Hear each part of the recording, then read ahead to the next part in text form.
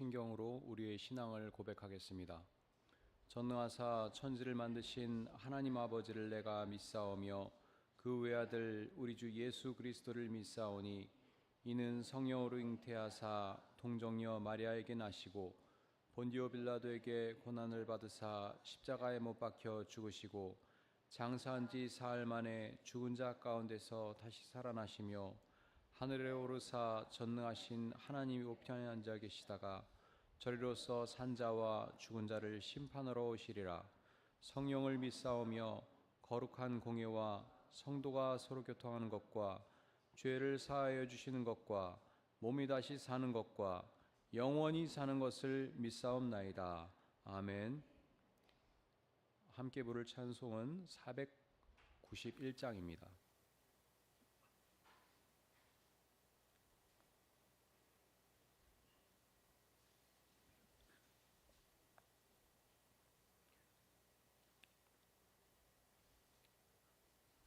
다 함께 찬송가 491장 저 높은 곳을 향하여 함께 찬양하겠습니다.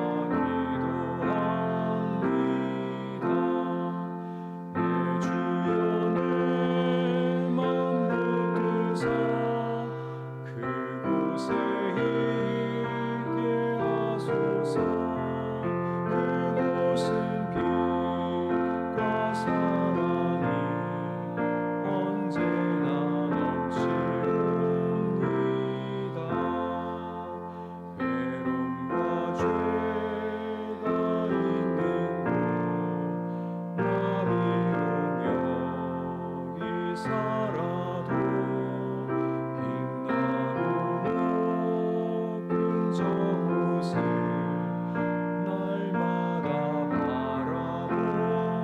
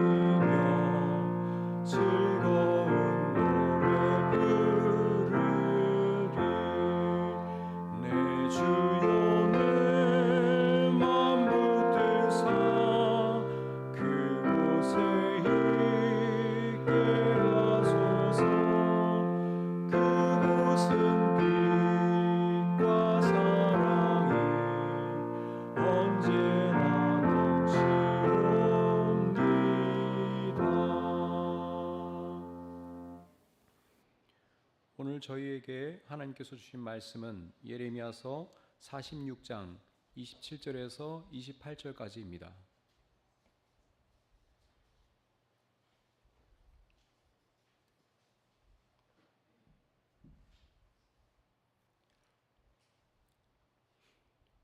예레미야서 46장 27절에서 28절까지 말씀을 함께 읽겠습니다.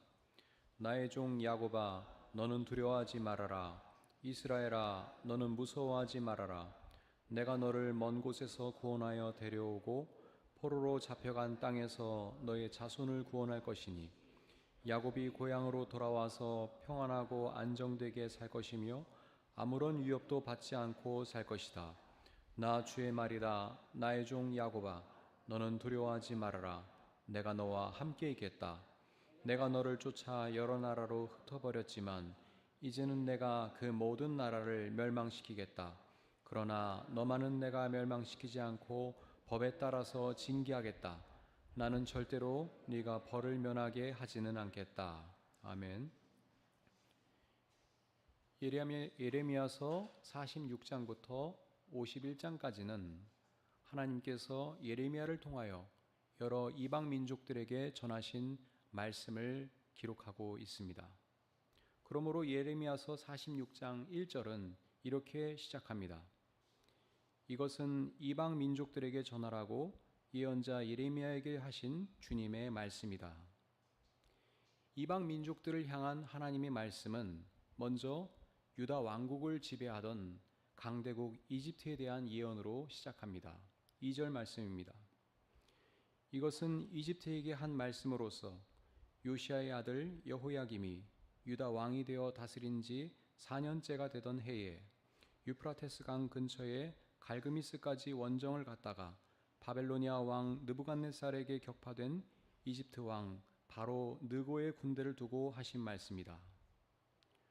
그런데 하나님께서는 예레미야를 통하여 이집트를 심판하실 것이라고 말씀하십니다. 25절 말씀입니다. 나 만군의 주 이스라엘의 하나님이 말한다. 보아라, 내가 테еб의 신 아몬에게 벌을 내리고 바로와 이집트와 그 나라의 신들이나 왕들에게도 벌을 내리고 바로뿐만 아니라 그를 의지하는 사람들에게도 벌을 내리겠다. 25절에 나오는 테베는 상부 이집트의 수도이며 아몬은 그곳에 거주하던 사람들이 신들의 왕으로 숭배하던 신입니다. 여기서 우리가 주목할 것은 하나님께서는 이집트만이 아니라 그 이집트와 이집트의 왕인 바로에게 의지하는 유다의 왕국과 왕과 지배자들에게 벌을 내리겠다는 것입니다. 하나님께서는 왜 예레미야를 통하여 이러한 말씀을 선포하실까요? 이미 우리가 2절 말씀에서 확인한 것처럼 이 말씀은 남왕국 유다의 여호야김 왕이 다스린 지 4년째 되던 해에 선포된 것입니다. 제가 지난 시간에 설명한 것처럼 그의 아버지 요시야 왕은 하나님의 뜻에 순종하여 바르게 통치하려 노력했던 현군이었으나 이집트의 바로인 느고와 맞서 싸우다가 전사하고 말았습니다. 이후 요시야의 아들인 여호아하스가 유다의 새로운 왕으로 즉위했으나 이집트의 느고 왕은 그를 3개월 만에 폐위시키고 요시야의 또 다른 아들인 여호야김을 새로운 왕으로 앉혔던 것입니다. 이 과정에서 열왕기하 23장 34절에 따르면 여호아하스는 이집트로 끌려가 그곳에서 죽었다고 합니다.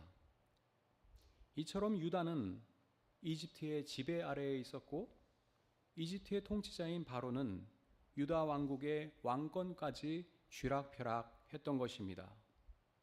더 큰 문제는 유다 왕국의 왕과 지배자들이 이집트에 의존하면서 자신들의 권력 유지에만 몰두했다는 것입니다. 그러므로 유다 왕국은 다시 출애굽 이전의 상황으로 되돌아갈 위험에 처하게 되었던 것입니다. 본문 말씀은 이러한 시대의 흐름을 전제로 선포되었습니다. 하나님께서는 이처럼 유다 왕국이 이집트의 지배받게 된 상황을, 무엇보다도 이집트의 우상이 유다 왕국을 장악하게 되는 그 현실을 좌시하지 않으셨습니다. 그러므로 예레미야는 하나님께서 바벨론을 통하여 이집트를 심판할 것이라고 말합니다. 여기에서 이집트는 하나님의 원수로 표현되고 있습니다. 46장 10절 말씀입니다. 오늘은 만군의 주 하나님께서 원수들에게 복수하시는 날이다. 오늘은 주님께서 원수를 갚으시는 날이다. 주님의 칼이 그들을 삼켜서 배부를 것이며 그들의 피로 흠뻑 젖을 것이다. 오늘은 만군의 주 하나님께서 북녘 땅 유프라테스 강가로 오셔서 희생 제물을 잡으시는 날이다. 하나님을 섬기면서 동시에 이집트의 태양신과 바로를 섬기는 것이 가당키나 한 일입니까? 그런데 당시의 유다 왕국의 지배자들은 하나님을 섬긴다고 하면서도 실제로는 이집트의 태양신과 바로를 섬기고 있었던 것입니다.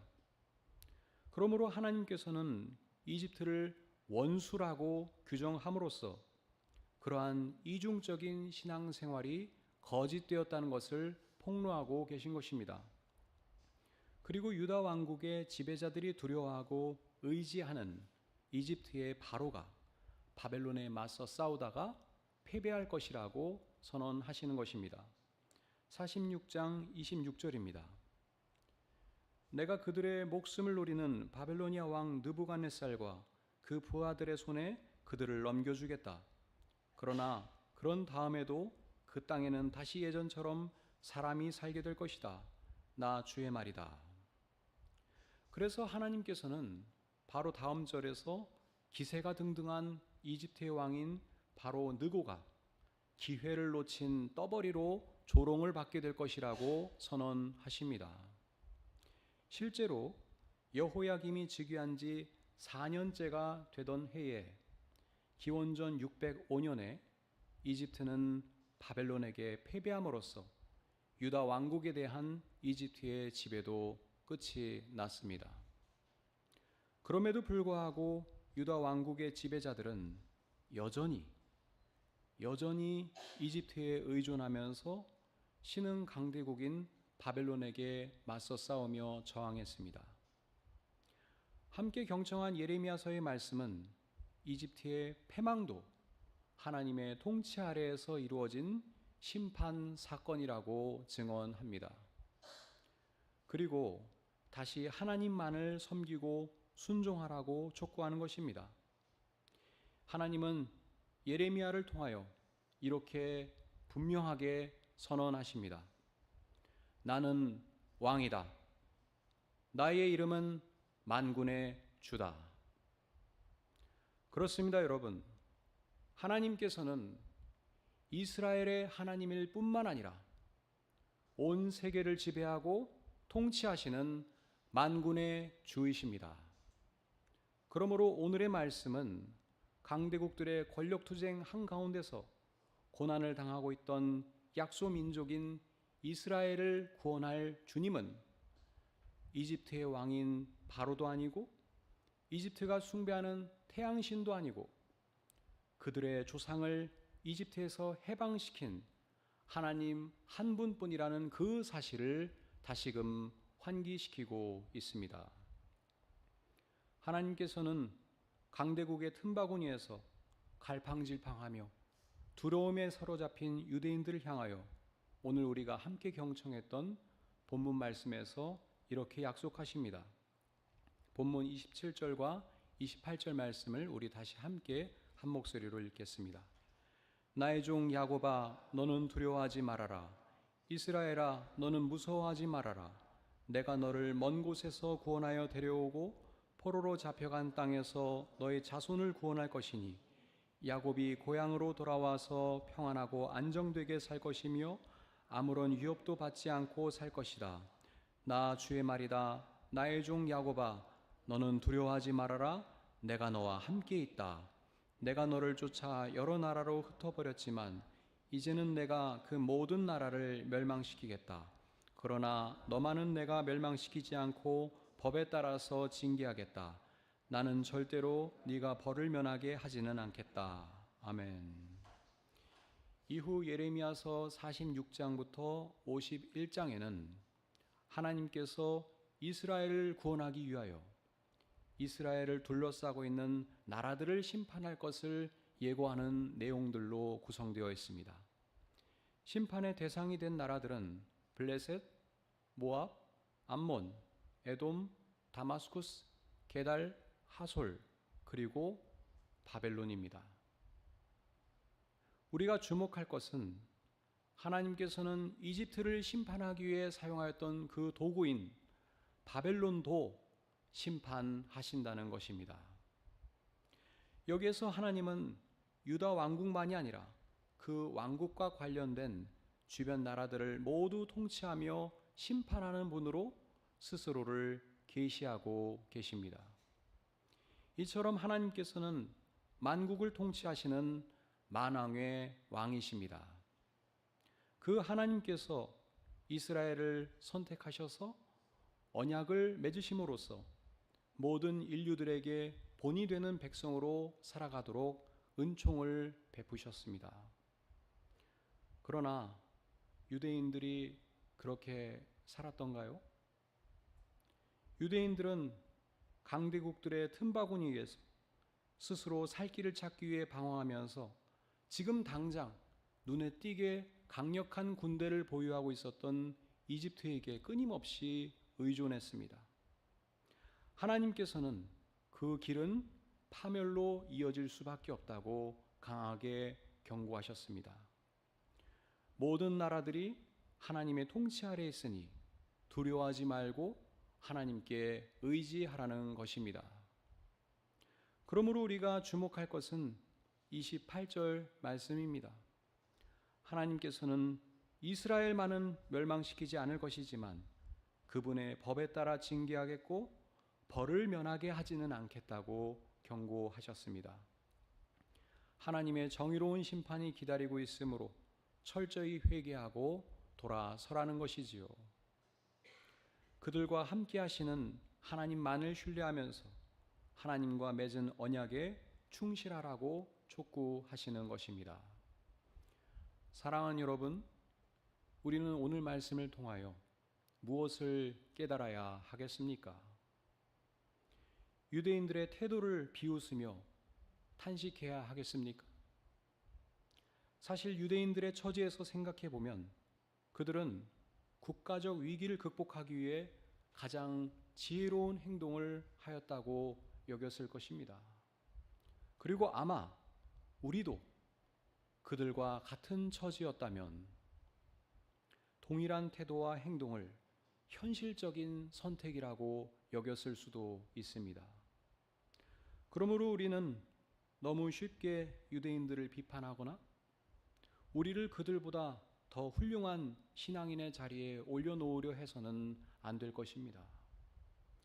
오늘 우리가 확인할 것은 하나님께서는 이스라엘의 진정한 왕으로서 이 세상을 통치하고 계시다는 것입니다. 그런데 우리는 하나님을 이렇게 이해하고 있지 않은 것 같습니다. 우리는 흔히 하나님은 종교의 영역에만 계시고 우리의 영혼과 관련을 맺고 계신 것으로 이해하려는 경향이 있습니다. 그러나 하나님께서는 온 나라를 다스리시는 왕이십니다. 인간 통치자들 위에 계시는 왕이십니다. 어떤 나라도 어떤 강력한 지배자도 하나님의 통치에서 벗어나 제멋대로 행동할 수는 없습니다. 그러므로 이제는 이스라엘만이 아니라 모든 나라가, 모든 인류가 하나님의 뜻에 순종하도록 요구받고 있습니다. 우리는 우리가 살아가는 삶의 모든 영역에서 하나님과 이스라엘이 맺은 언약인 계명을 지켜야 하는 사명이 있습니다. 바로 그 하나님께서 오늘 우리에게 말씀하십니다. 두려워하지 말아라. 내가 너와 함께 있겠다. 우리는 하나님의 은총과 보호하심을 신뢰하면서 어떤 어려움 앞에서도 담대하게 살아가야 하겠습니다. 하나님께서 바벨론을 통하여 이스라엘을 구원하신 것처럼 전혀 예기치 못한 방식으로 그렇게 하나님께서는 오늘도 구원의 역사를 열어가고 계십니다. 오늘 우리가 겪고 있는 어려움들도 그분의 도우심과 섭리 가운데서 분명히 잘 해결해 주시리라 믿습니다. 그러므로 우리는 흔들림 없이 신앙인의 모범을 보이며 살아가야 하겠습니다. 함께 나눈 예레미야서 말씀을 기억하면서 오늘도 주님 안에서 승리하는 삶을 살아가시기를 바랍니다. 기도하겠습니다.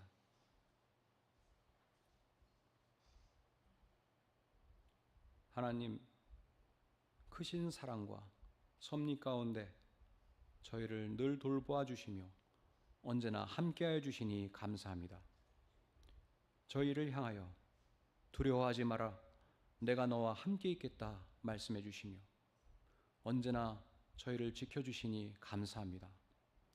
저희가 하나님의 은총을 기억하면서 만왕의 왕이신 하나님 앞에서 이웃과 함께 바르고 참된 모습으로 살아가게 하옵소서.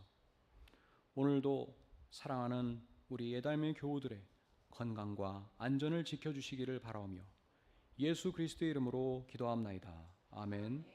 하늘에 계신 우리 아버지여, 이름이 거룩히 여김을 받으시오며 나라의 임하옵시며 뜻이 하늘에서 이룬 것 같이 땅에서도 이루어지이다. 오늘날 우리에게 일용할 양식을 주옵시고 우리가 우리에게 죄 지은 자를 사하여 준 것 같이 우리 죄를 사하여 주옵시고 우리를 시험에 들게 하지 마옵시고 다만 악에서 구하옵소서. 대개 나라와 권세와 영광이 아버지께 영원히 있사옵나이다. 아멘.